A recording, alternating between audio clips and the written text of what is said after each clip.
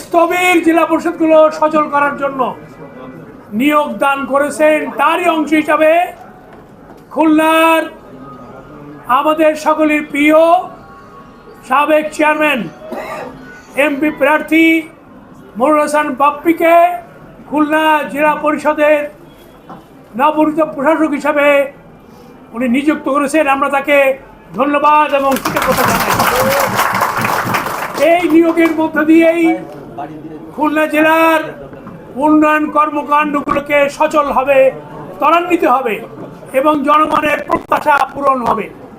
এবং পাশাপাশি আমি আপনাদের সকলের কাছে, সাংবাদিকবৃন্দ, আমার নেতৃবৃন্দ, সকলের কাছে, প্রশাসনিক কর্মকর্তারা যারা আছেন, এই জেলা পরিষদ যাতে দুর্নীতিমুক্ত একটি প্রতিষ্ঠান হয়, আপনারা সকলে আমাকে সহযোগিতা করবেন এবং পরামর্শ দিবেন।